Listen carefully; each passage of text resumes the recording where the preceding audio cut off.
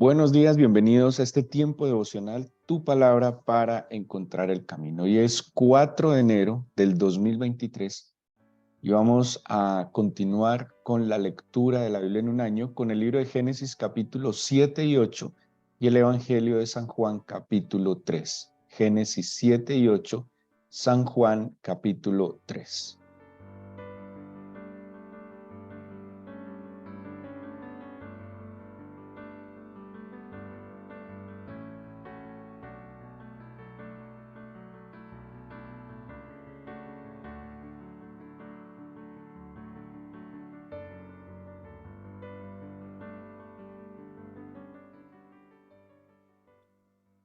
Continuamos hoy con la lectura de la Escritura, identificando en ella desde el principio hasta el fin, desde el Antiguo Testamento hasta el Nuevo Testamento, viendo cómo en el plan perfecto del Padre estaba a través de su Hijo Jesucristo la salvación del mundo. Hoy tenemos dos relatos muy interesantes en la Biblia. En el Antiguo Testamento está el diluvio, y en el Nuevo Testamento tenemos una parte muy importante que es el encuentro que tiene el Señor Jesús con Nicodemo. Hablemos un poco de la lectura del Antiguo Testamento. El diluvio que no solo está narrado en la Biblia, hay, hay, hay otras narraciones extrabíblicas que mencionan el diluvio en épocas, o se data más o menos de épocas similares. De hecho, hay algunas teorías sobre el mismo relato del diluvio, donde algunos se encuentran en el capítulo 7, que pues no es materia de nuestro estudio hoy, pero en el capítulo 7 encuentran como la recopilación de 4 relatos diferentes del diluvio. Tiene sus singularidades. El punto es que todo parece indicar que fue un acontecimiento que no fue ajeno, que fue reconocido en otras culturas, no solo en el pueblo israelí y en los relatos que tenemos en la Biblia. O sea que esto nos corrobora de que no es un simple mito, una historia, sino que seguramente sucedió de esta manera. ¿Qué pasó con el diluvio? El diluvio es una forma a la cual el Señor apeló como para darle, y así lo podemos ver, una oportunidad a la humanidad como especie. Como veíamos ayer, el ser humano multiplicó, en vez el Señor le había dicho fructifique, multiplique, crezca, aumente, llene, administre o someta a la tierra, porque pues, sojuzgar es más bien como someter. El ser humano multiplicó la violencia y la corrupción, ¿sí? Dejó minar su corazón de engaño, de mentira, de agregarle incluso a las palabras del Señor, de ir más allá de lo que el mismo Señor había establecido, y lastimosamente, como consecuencia de la caída y lo que empezó a experimentar la familia, pues la sociedad entró en una clara decadencia al punto de llegar a la época de Noé, una época donde incluso se habla de que se había dado un desarrollo tecnológico. Parecía que la gente vivía, se casaba, conseguía dinero, así lo describe la misma escritura de la época de Noé, que la gente vivía una especie de constante crecimiento, desarrollo, evolución. Entonces la gente estaba experimentando descubrimientos, conociendo, aprendiendo, edificando ciudades. Dice, comían, bebían, se daban en matrimonio y estaban en una dinámica tan vertiginosa que no identificaban que sus corazones se estaban llenando de corrupción, de violencia y que cada vez más se alejaban del Señor. A mí me llama mucho la atención la época de Noé, porque desde hace algún tiempo he querido comparar y analizar lo que describe la Biblia de la generación de Noé a esta generación. ¿Por qué? Porque el mismo Señor Jesús advierte que como en el tiempo de Noé, ¿sí? va a ser como una señal que va a darnos idea más o menos de cuándo será su regreso. Estamos en una época también de crecimiento, desarrollo como nunca en la historia. Pareciera que el único propósito de la mayoría de las personas es tener, ¿sí? Tener más cosas, conocer más cosas, disfrutar más cosas. Se estudia más, se conoce más, de verdad que el conocimiento hoy está incluso pues todo tipo de conocimiento, pero está al acceso de todo el mundo.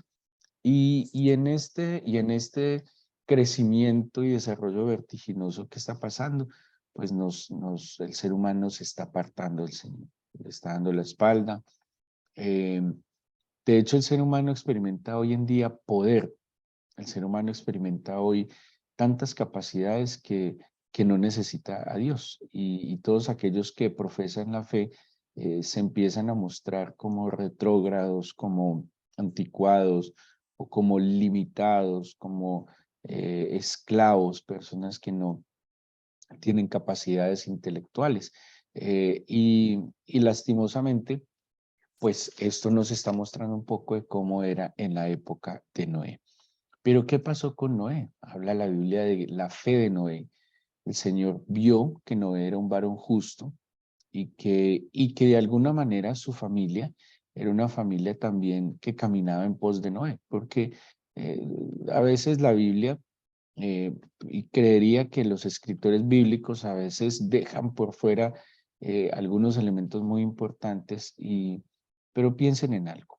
Una época donde seguramente los hombres, las mujeres, los jóvenes están aprendiendo, están construyendo, están creciendo, están conociendo, están experimentando, están gozando de la vida, entre comillas, gozar, comiendo, bebiendo, rumbeando, paseando, conociendo, comprando, poniéndose, pero también haciendo como la comparación. Aparece Noé de buenas a primeras y le dice a su familia, eh, paremos esta dinámica y vamos a construir un arca enorme. Pone en un proyecto impresionantemente ilógico, grande, difícil, demorado, y, y la familia le copió. Y si la familia le copió, quiere decir que de alguna manera tanto sus hijos como, como su esposa pues eran sensibles también a la voz del Señor. No solo a lo que Noé les dijera, sino que tenía que haber una disposición especial en la familia.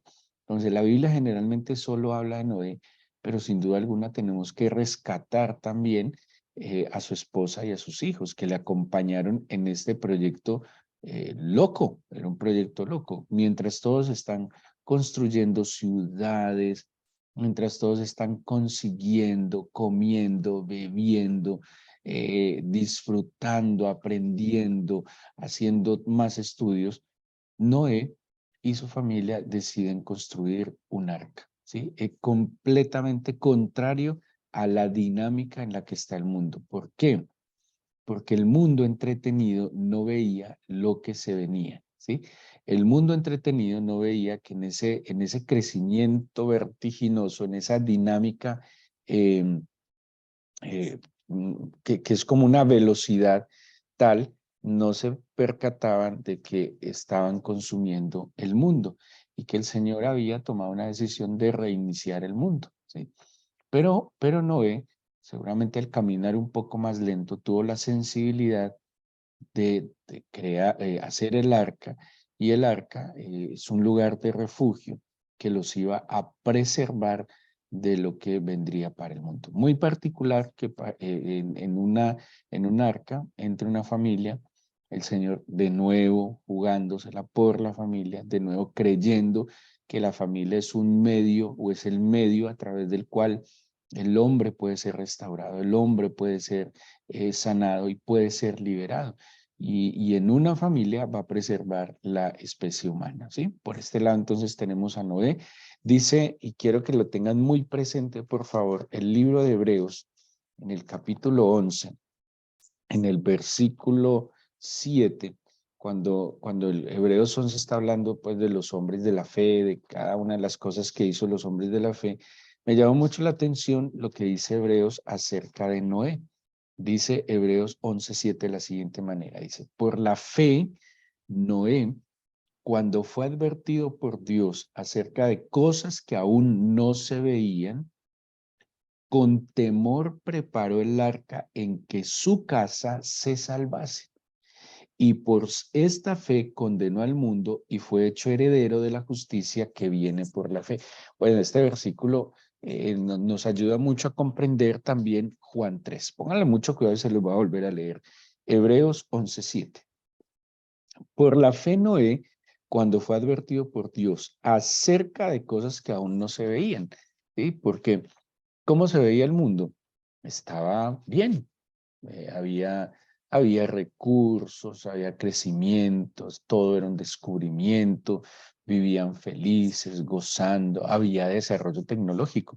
Luego, en algún momento miramos en detalle, pero sí había un desarrollo tecnológico para la época. Construcciones, edificaciones, aprendizaje, bueno, una cantidad de cosas.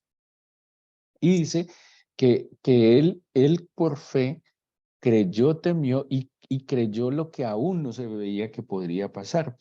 Y dice, con temor preparó el arca en que su casa se salvase. ¿Sí? Bueno, y aquí hay algo muy tenaz. Noé pensó en su casa, solo que al pensar en su casa terminó salvando la especie humana. ¿Sí?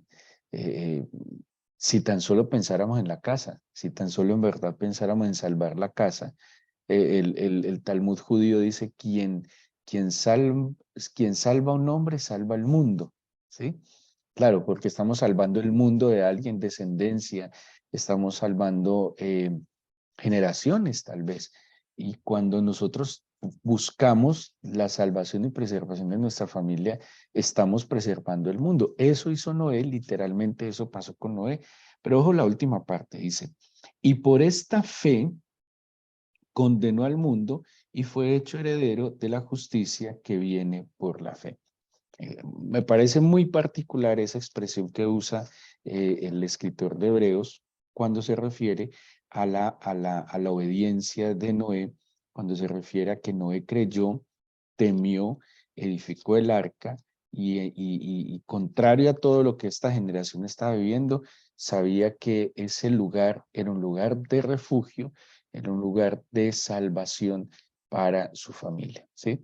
Y no solo para la familia, sino que ya sabemos que Noé también preservó no solo la especie humana, sino los animales, ¿sí? Es espectacular. Pero vamos a Juan 3 y vamos a ver algo bien particular.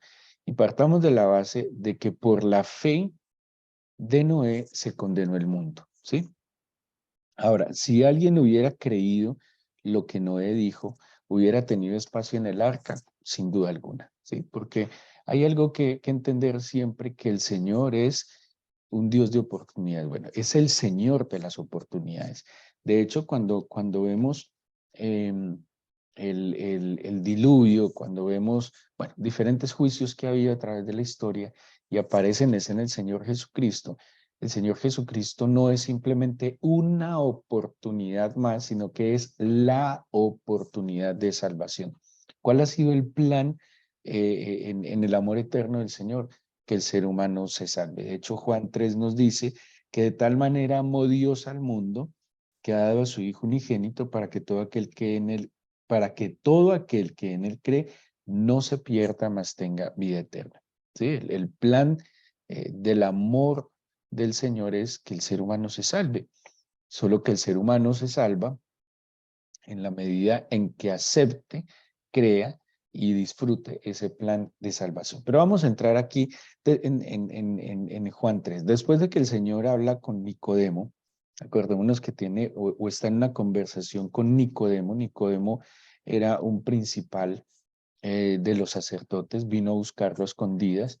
Eh, Nicodemo se convierte y pues le hace ciertas preguntas al Señor desde su conocimiento, ser un hombre estudiado en la escritura, y el Señor pues muy sabio le da a conocer los principios del reino de los cielos a Nicodemo. Pero vamos a empezar desde el versículo 14. Dice, como Moisés levantó la serpiente en el desierto, estoy en Juan 3:14. Como Moisés levantó la serpiente en el desierto, así es necesario que el Hijo del Hombre sea levantado, para que todo aquel que en él cree no se pierda, mas tenga vida eterna. ¿Sí? Aquí viene la fe. Acordémonos que, como dice Efesios 2:8 y 9, esa medida de fe la pone el Señor para que nadie se gloríe, eh, pero, pero hay algo que partió de nosotros, sin duda alguna. Tuvo que haber habido una disposición, una mirada, una expresión. Hay algo con lo que el Señor trabajó de parte de nosotros. Y el Señor trabaja con las actitudes de nosotros. Dice versículo 16, de tal manera amó Dios al mundo que ha dado a su Hijo unigénito, para que todo aquel que en él cree no se pierda, mas tenga vida eterna. Y vuelve a repetir la expresión del 15.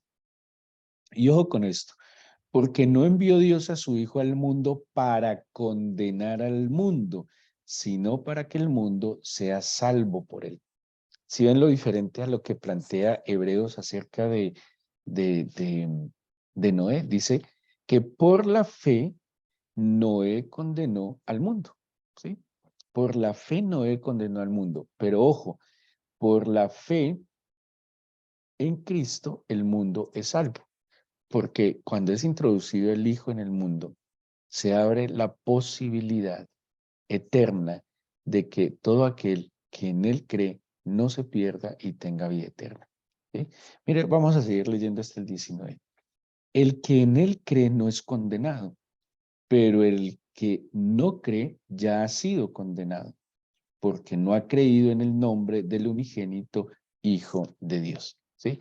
Entonces, no podemos decir simplemente que Noé condenó al mundo, sino que Noé abrió la brecha de la fe, ¿sí? En ese momento. Antes de Noé no había posibilidad, no había camino, ¿sí? Estaba simplemente el camino en el que el mundo andaba. El mundo ya se había apartado del Señor, el mundo había multiplicado la eh, ¿cómo se dice? Había multiplicado la violencia y la corrupción. Entonces el mundo estaba en un solo camino, el camino de la muerte, el camino de la destrucción, el camino de la perdición, el camino de la condenación. No había otro camino. Cuando el Señor llama a Noé, Noé se convierte en un plan B, en una opción de salvación, ¿sí? Noé de hecho, Noé es pregonero, Noé anuncia lo que va a pasar. Noé, porque cuando ellos son burlados y es cuestionado, la gente sí sabe que Noé está construyendo un arca para salvación, ¿sí? Un arca, insisto, un lugar de refugio, un lugar, no solo un lugar, sino que el mismo proyecto estaba en contra a lo que el mundo estaba viviendo. Era un proyecto que no tenía sentido. Era un proyecto que era diferente. O sea, era un proyecto que no solo les iba a demandar la inversión de su tiempo, todo el trabajo y todos los recursos. Noé puso todos los recursos que pudiera tener en el arca, ¿sí? Pero cuando el Señor manda a Noé a que construya el arca, de alguna manera abre una brecha de posibilidad de que venga la salvación al mundo. Es más, sin arca no existiría especie humana. Y el arca, entonces, que no solo va a salvar una familia, el arca se convierte en esta opción. Ahora, ¿qué dice la Biblia acerca del Señor Jesús? Esta opción pasa, el ser humano, cuando se empieza a multiplicar de nuevo desde la familia de Noé, el ser humano de nuevo, una vez más, se equivoca. De hecho, apenas saliendo del arca, el hijo de Noé comete un pecado contra él. El ser humano pareciera que se le olvidara el diluvio y y en la medida en que se empieza de nuevo a multiplicarse, a crecer, el ser humano también de nuevo se empieza a alejar del Señor. Y de alguna manera esa brecha se vuelve a romper. O sea, o esa posibilidad más bien se vuelve a romper. Por eso más adelante en un descendiente de de Noé, a través de su hijo Sem, va a aparecer Abraham. Abraham es un nombre que vuelve a aparecer como una posibilidad de salvación, ¿sí? Pero muere Abraham, bueno, pues ya sabemos la historia que iremos viendo a través de este año, pero al punto al que quiero llegar es que cuando el Señor manda, el Padre manda al Señor Jesús al mundo, y cuando el Señor dice, yo soy el camino, yo soy la verdad y yo soy la vida, de alguna manera está haciendo lo mismo que Noé en su época, y es abriendo la posibilidad de salvación. Pero esta posibilidad de salvación ya no es como fue en la época de Noé, ya no es como sería en otras épocas, porque esta posibilidad de salvación es permanente y es eterna, es dado al mundo de manera continua.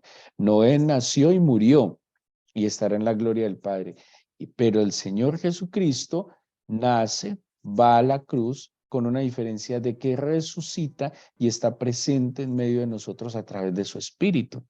Así que, así como Noé fue la posibilidad de salvación, Jesucristo es la posibilidad de salvación para el mundo de hoy que está condenado. Y el mundo de hoy está condenado, ¿por qué? Miren lo que dice el versículo 19. Esta es la condenación, que la luz vino al mundo y los hombres amaron más las tinieblas y amaron más las tinieblas que la luz, porque sus obras eran malas. Porque todo aquel que hace lo malo aborrece la luz y no viene a la luz para que sus obras no sean reprendidas. Pero el que practica la verdad viene a la luz para que se vea manifiesto que sus obras son hechas en Dios. Así que aparece el Señor Jesucristo, como Noé en su momento, aparece el Señor Jesucristo y da la posibilidad que el ser humano crea, lo reciba la luz, crea en su obra y que sea salvo. Estén seguros que si el mundo entero se hubiera arrepentido, el Señor es capaz de hacer una mega arca para salvar a todos los seres humanos.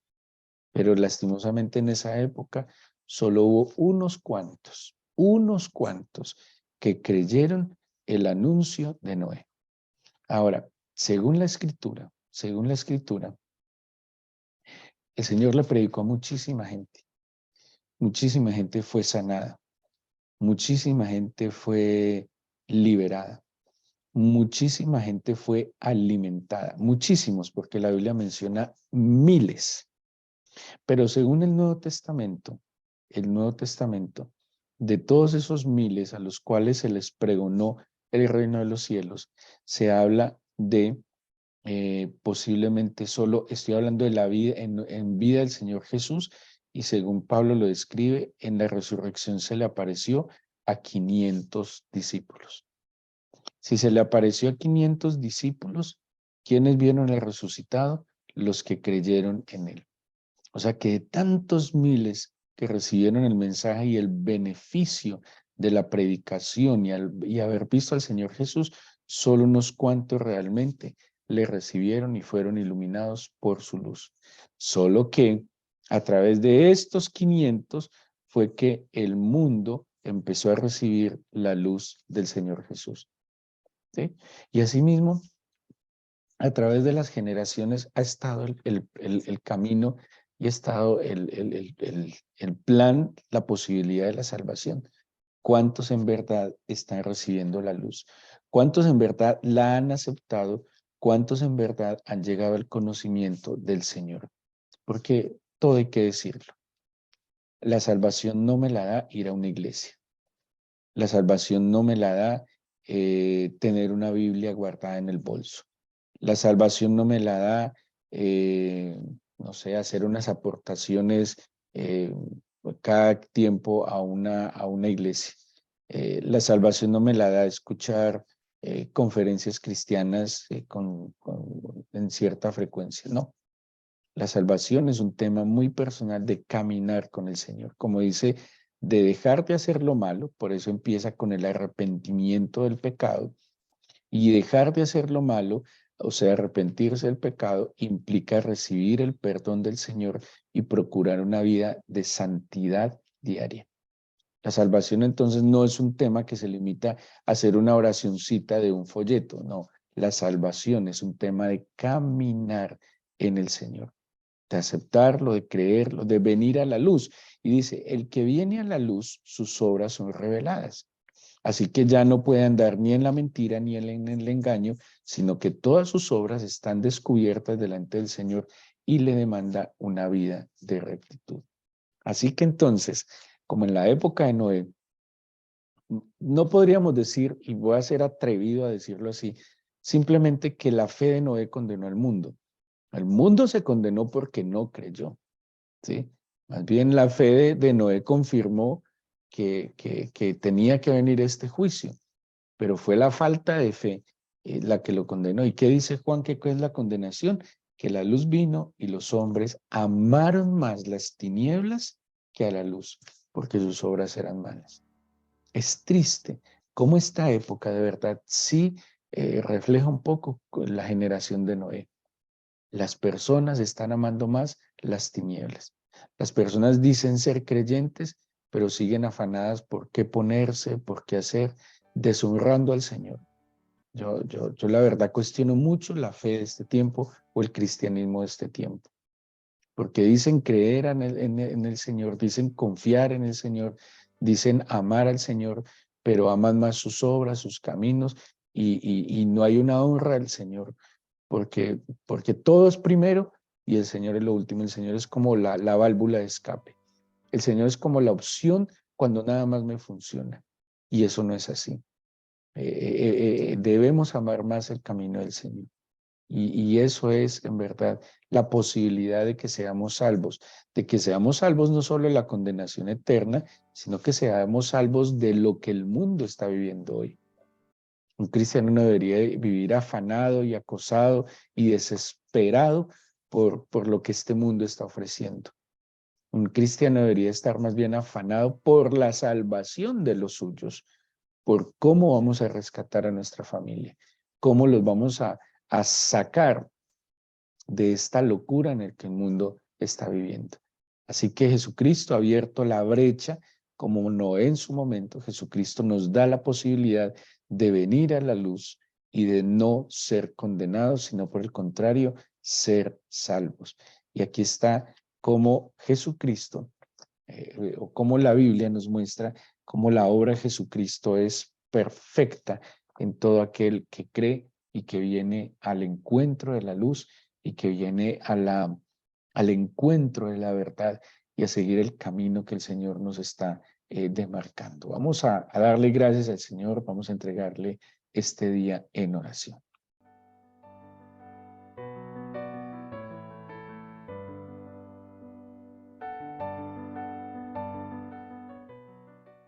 Yo te pido, Señor, que abras nuestros ojos, nuestro entendimiento, que en esta época de comienzo del año en que seguramente muchos estarán descansando más tranquilos, en que muchos están haciendo sus planes para el año nuevo, podamos tener la sensibilidad de venir a la luz, de, de recibir la luz, de no amar más las tinieblas, sino que nuestras obras, Señor, vengan a ti, que practiquemos la verdad y que nuestras obras sean hechas en ti.